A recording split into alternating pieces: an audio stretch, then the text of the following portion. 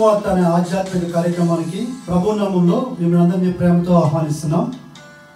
Sister సుల్తాన్ నవీన్ గారు చెప్తున్న వాక్యము మీ అందరికీ దీవెనకరంగా ఆశీర్వాదకరంగా ఉందని మేము ప్రార్థిస్తున్నాం. మీ యొక్క అభిప్రాయాలు సలహాలు యూట్యూబ్ లింక్ ద్వారా మాకు తెలియపరచగలరు. మీలో ఎవరికైనా ప్రార్థన అవసరం ఉన్నట్లయితే స్క్రీన్పై కనిపిస్తున్న మొబైల్ నెంబర్కి మీరు ఫోన్ చేసినట్లయితే మీ కొరకు మేము ప్రార్థన చేస్తాం. ప్రభు మిమ్మల్ని దీవించుగాక.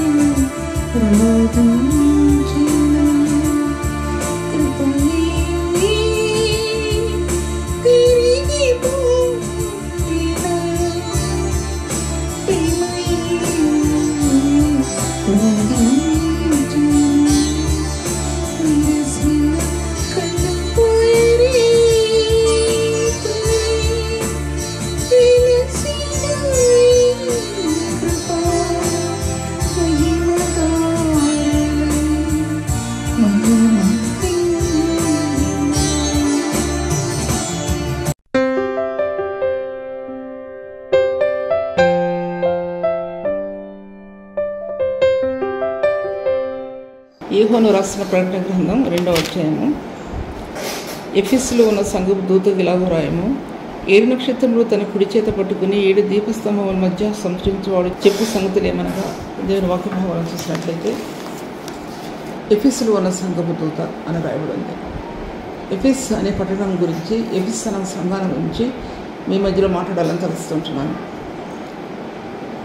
ఏషియన్ కాంటినెంట్లో మొట్టమొదటి సంఘం ఏంటంటే ఎఫెస్ సంఘం. ఈ ఎఫెస్ సంఘం చదివితే మొదటి నుంచి ఆఖరి వరకు ఈ ఎఫెస్ సంఘంలో ఉన్నటువంటి ఐశ్వర్యం ధ్యానం చేసినట్లయితే అది హెబ్రీ రాసిన పత్రిక 1వ అధ్యాయంలో దేవుని యొక్క మహిమ తేజస్సులో దాచబడినటువంటి, దాంట్లో కప్పబడినటువంటి సంఘమా అనిపిస్తుంది.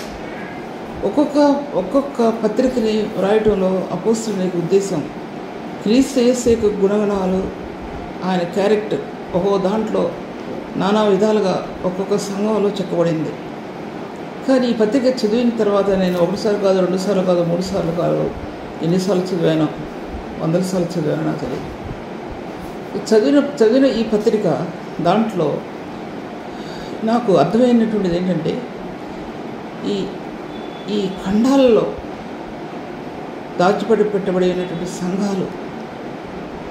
సంఘాలు ఈ ఖండాల్లో దేవుని యొక్క మహిమ కలిగిన రేఖలో ఎలాగా ప్రకాశించాయి అంటే, ఆ మహిమా స్వరూపులో నుంచి ఆ రేఖలో ఖండాల్లో వ్యాపించాయండి. పూర్వకాలం ముందు నానా సమయంలోనూ నానా విధములుగాను తన పితరులతో మాట్లాడిన దేవుడు అంతమంది కుమారుల ద్వారా మనతో మాట్లాడాను రాయబడింది. ఆయన ప్రపంచములను నిర్మించను అని రాయబడింది. ప్రపంచము మన భాషలో ప్రపంచము అనే దాంట్లో ఎన్నో దేశాలు లేకపోతే ఎన్నో ఖండాలు అందులో దాచిపెట్టబడి ఉన్నాయి. దాంట్లో ఈ రేఖలు దేవుడు తన కుమారుడు గుర్చినటువంటి ఆ కాంతి రేఖల్ని అందులో ప్రకాశింపజేశాడు.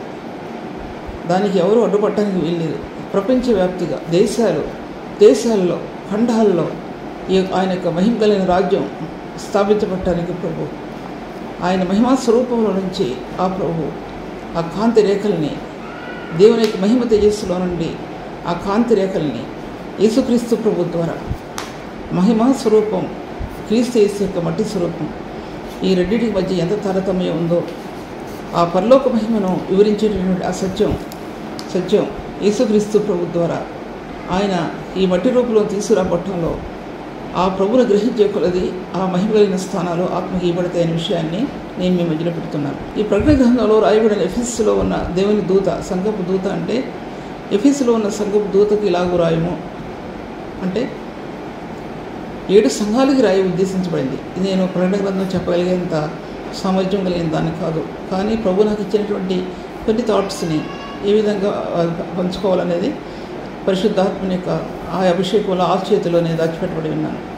కనుక నేను వెళ్ళే మార్గం మరొక మార్గంలో అంటే ప్రకటన గ్రంథం అనే మార్గంలో కాకుండా, ప్రవచనాల మార్గంలో కాకుండా ఎఫెసు సంఘం పత్రికలోకి నేను నా హృదయం వెళ్తున్నాను. కాబట్టి దానిలో కొన్ని విషయాలు మీతో మాట్లాడాలని తెలుసుకుంటున్నాను వాక్య భాగాల్లో. ఎఫెసు పట్టణం అనేది అది అన్ని జనాంగ మధ్యలో ఉన్నటువంటిది పట్టణం. అన్ని జనాంగంతో కూడిన పట్టణమే ఎఫెసు అనేది. దానిలో ఉన్నటువంటి ఆ ప్రదేశం అన్ని జనులతో విగ్రహ సంబంధితమైనటువంటి ప్రదేశం అది. ఈ పట్టణం అనేది ఆది కాలం నుంచి దేవుడు తన ప్రణాళికలో ఆయన అన్ని జనాంగం అనే విషయాన్ని ఆయన దాచిపెట్టాడు. ఆయన ఆదిమ కాలం నుంచి కూడా అది ఆయన ప్రణాళికలో దాచిపెట్టబడింది. కనుక ఎఫెసు పత్రిక 1వ అధ్యాయంలో భూమికి పునాది వేయబడక మునిపే అని రాయబడింది. భూమికి పునాది వేయబడక మునిపే అని రాయబడింది. క్రీస్తులో ప్రభు ఆయన జ్ఞాపకం చేసుకున్నాడు. ఆయన అన్ని జనాంగాన్ని కూడా ప్రభు ఆయన యొక్క హృదయ తలంపుల్లో సమస్తం ఈ ప్రపంచం ఒక గ్లోబ్లో తిరుగుతూ ఉంది. ప్రపంచం ఈ గ్లోబ్లో తిరుగుతూ ఉందంటే అసలు ఈ ప్రపంచం పుట్టక మునుపు ఈ ప్రపంచం తన హృదయంలో అనాది కాల ప్రణాళికలో ఈ ప్రపంచం ఎలా నిర్మితమైందో, ఈ జనాంగాలు ఎలా నిర్మితమైనయో, దేశాలు ఎలా నిర్మితమైనయో, రాష్ట్రాలు ఎలా నిర్మితమైనయో, ఈ జనాంగాలు ఏ విధంగా ఉన్నారనే విషయం కూడా అందులో బహు తేటగా చూపించబడతా ఉంది. అది బైబిల్కి గ్రంథం యొక్క విశిష్టత కూడా అదే. ఆదికాండం భూమి పుట్టక మునుపు తీయబడినటువంటి రేఖలు, మహిమగల రేఖలతో ప్రకాశించిన బైబిల్ గ్రంథం, వెలుగు స్వరూపంతో ప్రకాశించిన బైబిల్ గ్రంథం, యెహోవా వాక్ అనే వెలుగుతో నాంది పలికిన బైబిల్ గ్రంథం, దేవునికి గుణగణాల్లో ఎన్నో ఉన్నతమైన గుణగణాల్లో ఆ పుటాలన్నీ కూడా భూమి పుట్టక మునిపే ఆ వెలుగుతో ఆ గుణగణాలు ఈ పుటాల్లో బైబిల్ గ్రంథం యొక్క పుటాలు ఏర్పడక మునిపే అందులో ఆ గుణగణాలు అందులో ప్రకాశించినప్పుడు పరిశుద్ధాత్మ దేవుడు దాన్ని ముద్రించాడు. అది బైబిల్ గ్రంథం యొక్క విశిష్టత. మనకి బైబిల్ గ్రంథం దీంటి ముందు భాగాలు మనకు తెలియవు, కానీ కొన్ని బుక్స్ చదివితే దానిలో తెలుస్తుంది. కానీ అవన్నీ కూడా చెప్పడం అంత క్షేమం కాదా, అది అంత అవసరం లేదేమో ఇప్పుడు నాకు అనిపిస్తుంది. కానీ యేసుక్రీస్తు ప్రభువు ఆదికాండం నుంచి 1వ అధ్యాయం నుంచి వ్రాయబడినటువంటి సత్యాలు అవి చాలా ప్రాముఖ్యమైనవిగా వ్రాయబడ్డాయి. ఆయనలో ఉన్న క్యారెక్టర్ ఆయన సర్వవ్యాప్తి, సర్వజ్ఞాని, సర్వోన్నతుడు ఆ ప్రభువు ఆ క్యారెక్టర్ అంతా కూడా ఈ యొక్క బైబిల్ గ్రంథంలో బైబిల్ పూర్తి కాకుండానే మొదలు పెట్టకపోయి ఆ వెలుగు యొక్క మార్గాల్లో ఆయన క్యారెక్టర్ అనేది 3 విధాలుగా ఈ బైబిల్ గ్రంథంలో ఇప్పి చెప్పబడింది. బైబిల్ గ్రంథం అప్పటికి ఏమీ రాలేదు, కానీ ఒక వెలుగు అనే విషయాన్ని అందులో దాచిపెట్టబడింది అనే విషయాన్ని నేను మీతో మాట్లాడుతుంటున్నాను. ఈ ఎఫెసు పట్టణం అనేది ఆయన ప్రణాళికలో దాచిపెట్టబడింది. అనాది కాల సంకల్పం. అది ఎఫెసు పత్రిక 3వ అధ్యాయంలో దీంట్లో అన్ని జనులు యూదులతో పాటు సమాన వారసులను ఒక శరీరంలో సాధ్యములై ఉన్నారు అన్నది దేవుడు తన కార్యకార్యకు శక్తిని బట్టి మనం అడుగు వాటన్నిటికంటేనో ఊహించే వాటన్నిటికంటేనో అత్యధికంగా చేయగల శక్తిగల దేవునికి కృపయు సమాధానము కలుగును గాక. అందులో ఆ మార్గాలు ఆయన కనబరిచిన మార్గాలు బైబిల్ గ్రంథంలో ప్రింట్ అవుతూ వచ్చాయి. పరిశుద్ధాత్మ దేవుడు ముందుగానే ఆ గ్రంథంలో ప్రింట్ చేశాడు. ఆయన గుణగణాలు పరలోక సింహాసనంలో నుంచి ఆయన సింహాసనం చుట్టూ తిరుగుతూ ఆయన కీర్తిస్తున్నటువంటి ఆ పరిశుద్ధునికి గుణగణాలు భూమి మీదకి దిగివచ్చాయి.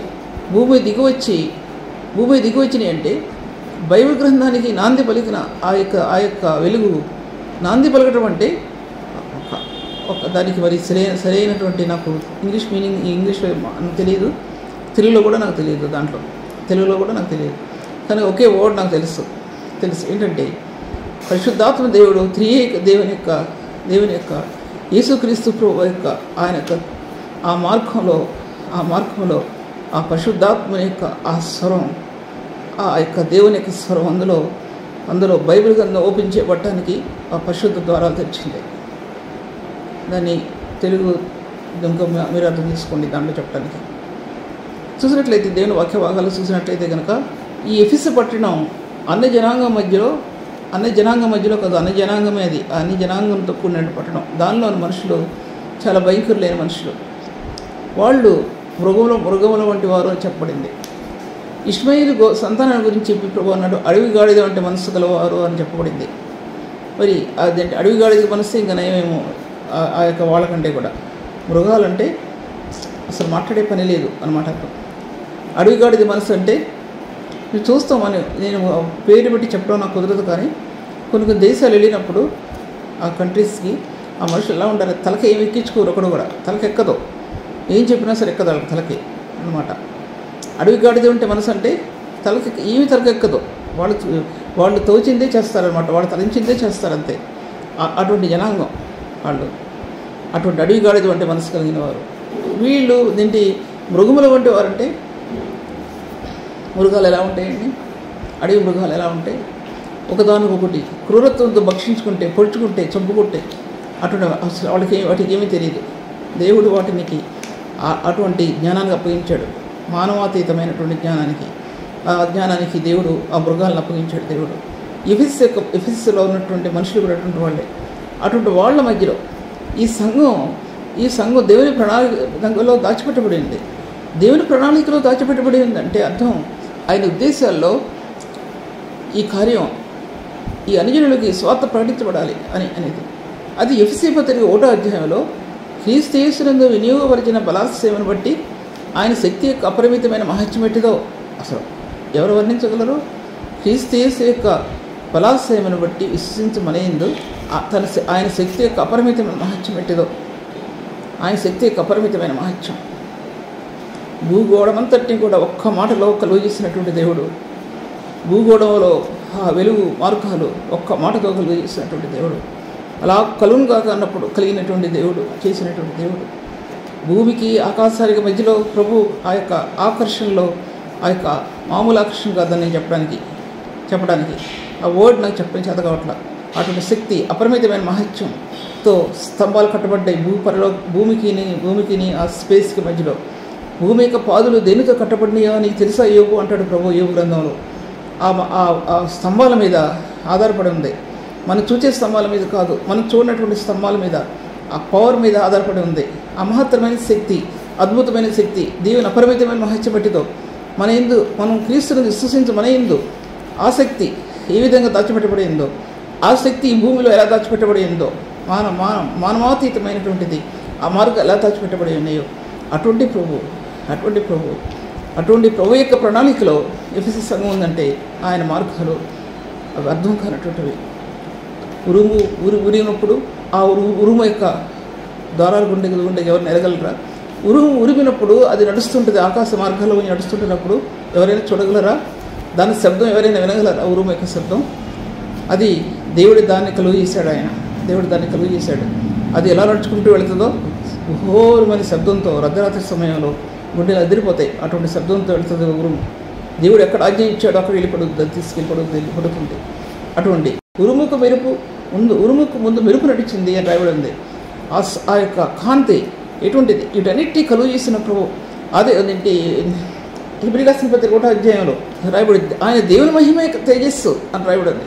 ఆ మహిమైక తేజస్సు ఆటలో మహిమా స్వరూపం ఆయన భూమి మీద మట్టి రూపంలో ఆయన వచ్చినప్పుడు, ఈ మట్టి రూపాన్ని నువ్వు గ్రహించినప్పుడు మాత్రమే, దానిలోనూ నీ ఆత్మ ప్రయాణం చేసినప్పుడు మాత్రమే రక్షణ మార్గం నీ ఆత్మని అందులో ప్రయాణం చేయనిస్తుంది. ఎందుకంటే అది నువ్వు తెలుసుకోవటానికి బైబిల్ గ్రంథం యొక్క రూపురేఖలు, బైబిల్ గ్రంథం యొక్క ఆ మార్గాలు తెలుసుకోవటానికి, ఆ మార్గాలు ఈ రక్షణ మార్గం నీకు దోహదపడి నీ పాపక్షమాపణ నిమిత్తము చిందించబడిన ఈ రక్తం పరిశుద్ధ గ్రంథంలోనికి వెళ్ళడానికి ద్వారాలు తెరుచుకుంటూ వెళ్తుంది.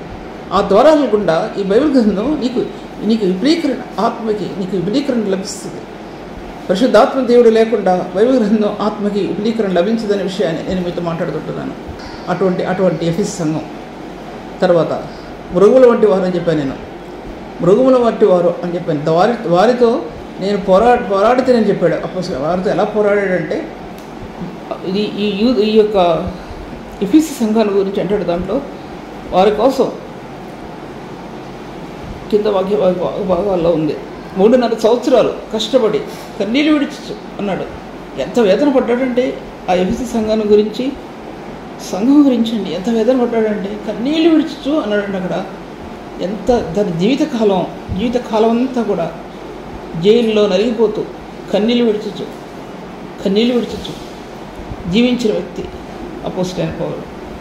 జీవించి క్రీస్తు యొక్క స్వార్థను ప్రకటించి ఆ జైలు గోడల మధ్య సంఖ్యలు తన చేతులకి ఇవ్వబడలేదు. కారణం నేను అది చెప్పడం లేదు. సంఖ్యలు చేతులకు ఇవ్వబడి జైలు పెట్టడం విషయం మాట్లాడటం లేదు. సంఖ్యలు తన హృదయానికి క్రీస్తు హృదయానికి ఇద్దరికి మధ్య సంఖ్యలు వేయబడ్డాయి. ప్రేమ సంఖ్యలు అవి. ఆ ప్రేమకు దాసుడై ఆ సంఖ్యలు వేయబడ్డాయండి తనకి. ఆ ప్రేమకు దాసుడై ఆ సంఖ్యలు తనకు వేయబడ్డాయి. అది క్రీస్తు కోసం రాయబారిగా క్రీస్తు యొక్క అనాథ సంకల్పాన్ని వివరించడానికి, స్వార్థను గూర్చిన మర్మం ఉన్నదన్నట్టుగా బోధించడానికి దాంట్లో రాయబడి ఉంది. నాకు సంఖ్యలు వేయబడ్డాయి.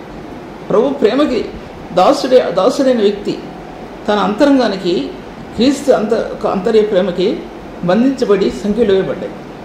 అందులో నుంచి పత్రికలు బయలువెళ్ళేయండి.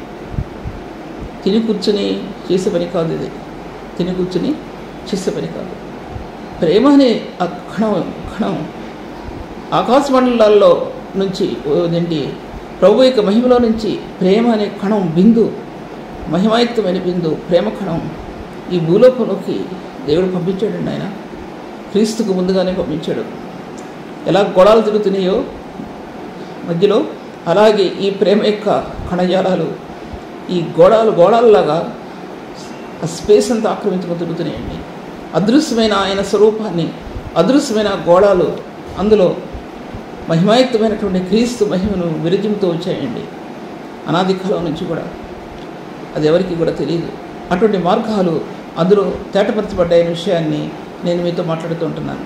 అంత ఉన్నతమైన స్థానాన్ని దేవుడు అపోస్తలుడైన పౌలుకి బయలుపరచడం కారణం ఏంటంటే, అందరికీ బయలుపరచబడకపోవచ్చు కారణం ఏంటంటే, ఆ దమస్కు మార్గంలో భూమి ఆకాశాలకి మధ్యలో ఆయన మహిమ కలిగినటువంటి ఆ సింహాసనం, మహిమ కలిగిన ఆ మార్గం, దేవుని మహిమ యొక్క తేజస్సు అని చెప్పబడినటువంటి హెబ్రీ పత్రికలో ఆ మహిమ కలిగిన స్వరూపం అని చెప్పబడినటువంటి ఆ స్వరూపం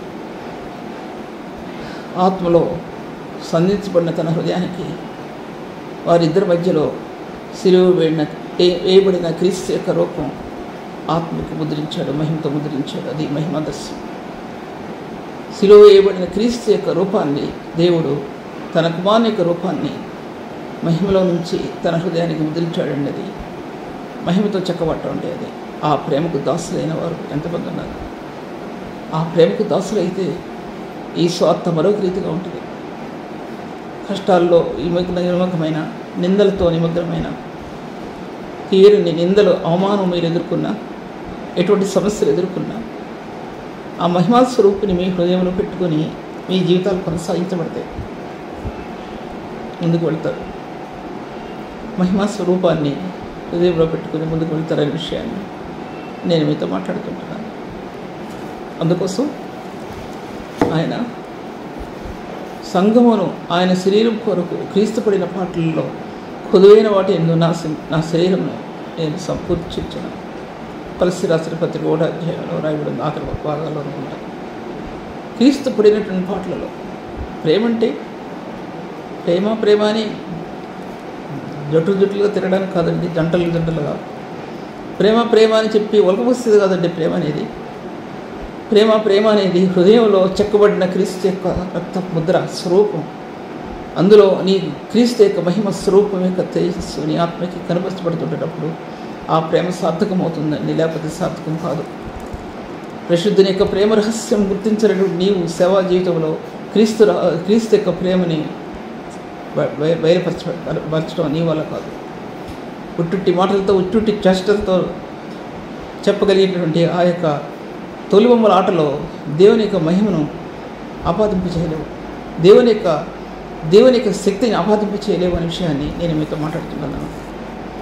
అందుకోసం అది అపోస్తలుల కార్యాల 20వ అధ్యాయంలో 3.5 సంవత్సరాలు కష్టపడి శ్రమపడి మన జీవితంలో మన బిడ్డలు పెంచడానికి ఎన్ని సంవత్సరాలు కష్టపడుతున్నామండి.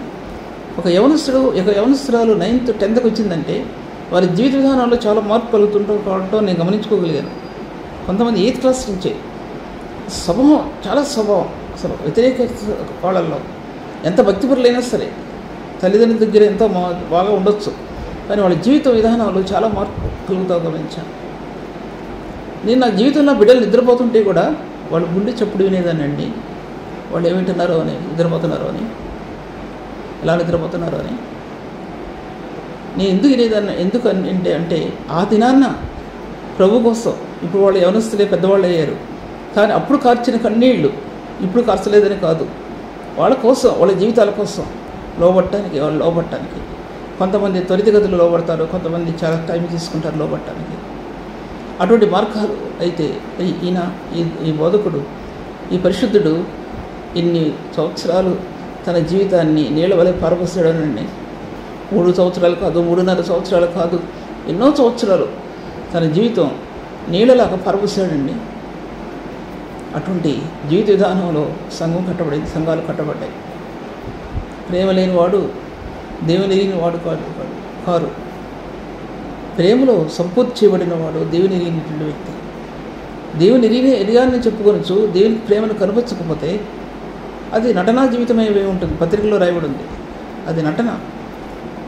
ఏ యొక్క నటనా జీవితంలో ప్రభు నివసించడానికి సాధ్యపరచబడదు. దేవుని ప్రేమ అంత అత్యున్నతమైన ప్రేమగా వాక్యం చెప్తూ ఉంది. చూసినట్లయితే కనుక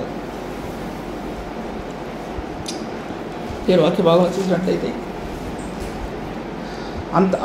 అటువంటి ఎఫెసీ పత్రికలో ఐశ్వర్యం ఎలా కుమ్మరించబడిందంటేనండి, ఆకాశం నుండి మంచు కుమ్మరించబడటం ఒకటైతే, ఆకాశం నుండి ఈ యొక్క ఐశ్వర్యం యొక్క దారిలో ఏరులై పారిందండి.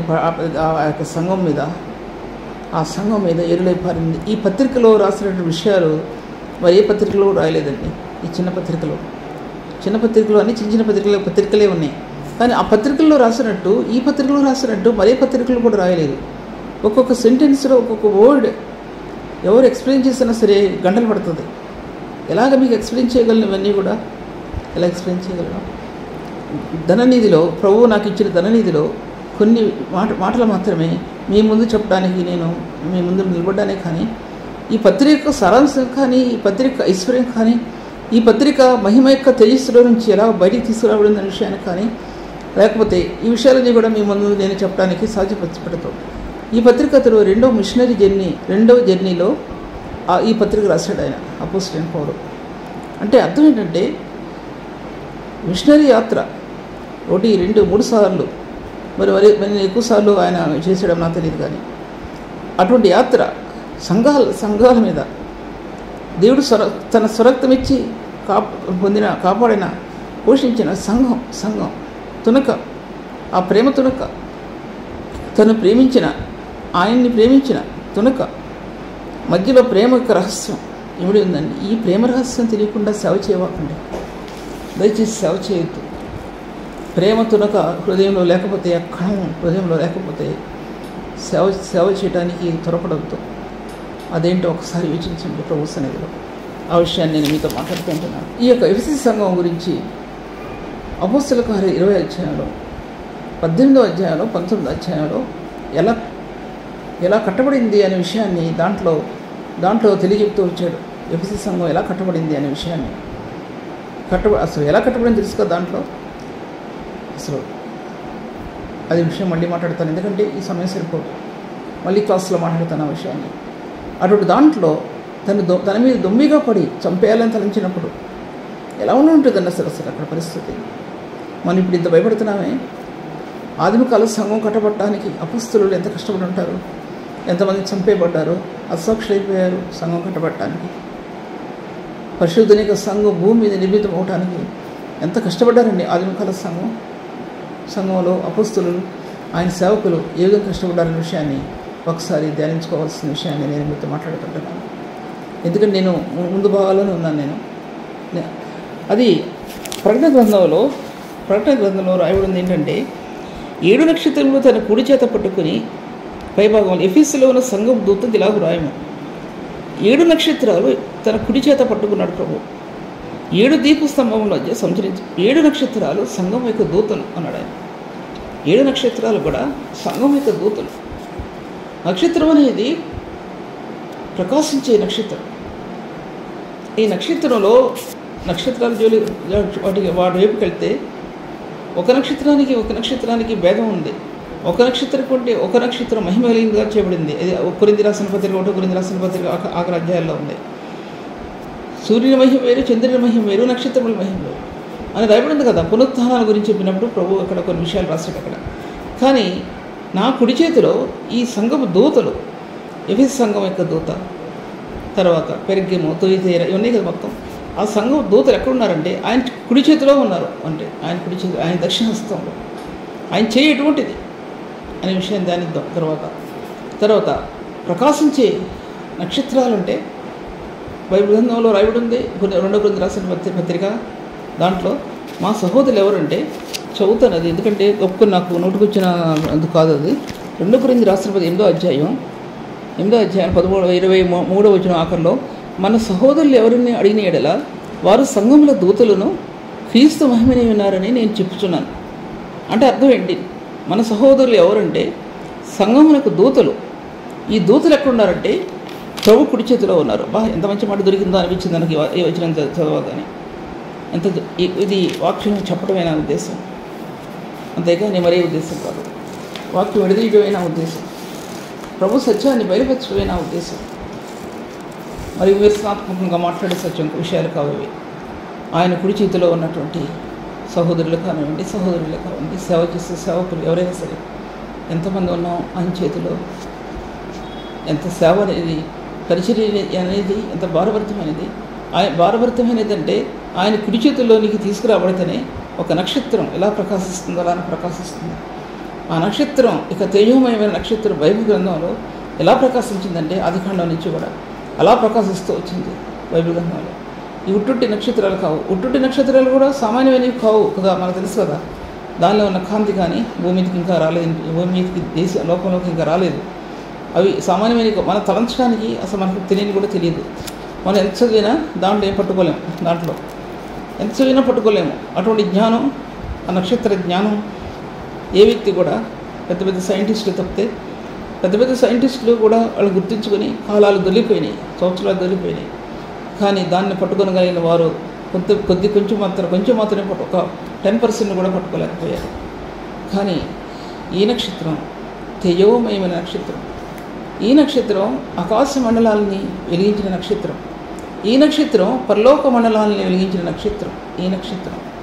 ఈ నక్షత్రం ప్రపంచంలో అన్ని మూలలా ప్రకాశించింది ఆ నక్షత్రం.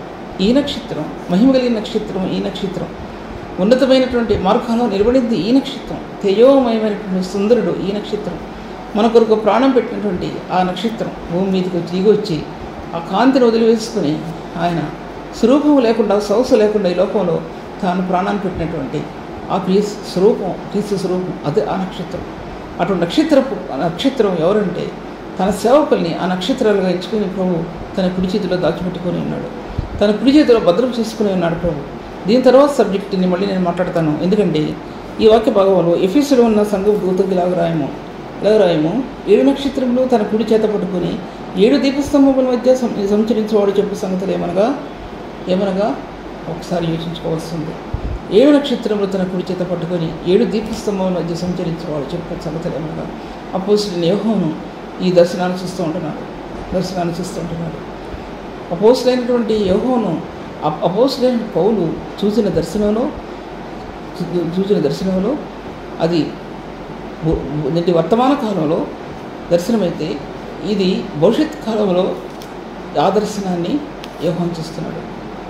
పరిశుద్ధులు ఉన్నారంటే ఆయన యొక్క సేవకులు జరగబోయేవి చెప్పిన వారు కొంతమంది, జరుగుతున్నవి చెప్పిన వారు కొంతమంది, జరగబోయేవి చెప్పిన వారు మరికొంతమంది, క్రీస్తు యొక్క యెహోవా దేవుని జ్ఞానాన్ని బయలుపరిచిన వారు కొంతమంది, క్రీస్తు యొక్క జ్ఞానాన్ని బయలుపరిచిన వారు కొంతమంది, సంఘానికి ఇచ్చినటువంటి జ్ఞానాన్ని బయలుపరిచిన వారు మరికొంతమంది అన్నమాట అర్థం. ఆయన ఇదంటి జ్ఞానాత్మక కలిగిన ప్రభు అని, సర్వజ్ఞాని అని, సర్వవ్యాప్తి అని, ఆయన సర్వోన్నతుడని, ఆయన క్యారెక్టర్ అంతటిని కూడా లోకంలోకి మోసుకెళ్ళినటువంటి ఆయన యొక్క ప్రవక్తలు, ఆయన యొక్క సేవకులు. ఈ విధంగా దేవుని వాక్యం ప్రభుమై వ్యాపించింది. ప్రభు ఈ వాక్యాన్ని దీవించగలట. చిన్న ప్రార్థన చేసుకుందాం. తండ్రి వందనములు, మీ నామాన్ని హెచ్చించుకోండి ప్రభు, మీ ఘనమైన నామాన్ని హెచ్చించుకోండి. ఈ సమయాన్ని మీరు ఆశ్రయించి ప్రభు మీరు కనపరచబడండి తండ్రి. ఉన్నతమైన మహోన్నతుడమైన దేవుడు ప్రభు నీ ఉద్దేశాలు సఫలపరచుకోండి ప్రభు. ఈ బిడ్డలు తండ్రి, అనేక మంది బిడ్డలు నీ వాక్యాన్ని గ్రహించడానికి సహాయం చేయండి ప్రభు. నా ఆత్మలో నీ జ్ఞానాన్ని ప్రకాశింపని ప్రభు, యెహోవా పెట్టిన దీపం, పరిశుద్ధాత్మ దీపం ప్రకాశింపని ప్రభు మీరు గణపరచబడమని యేసునామములో స్తుతించి వేడుకుంటున్నాను తండ్రి. ఆమేన్. ఇంతవరకు సిస్టర్ సుల్తాన్ నబీ గారి వాక్యాన్ని ఆత్మలో ఆనందించి దేవుని మేలు పొందాలని నమ్మి దేవుని స్తుతిస్తున్నాం. మీ యొక్క అభిప్రాయాలు కామెంట్స్ ద్వారా మాకు తెలియపరచండి. Please like, comment, share and subscribe. God bless you all.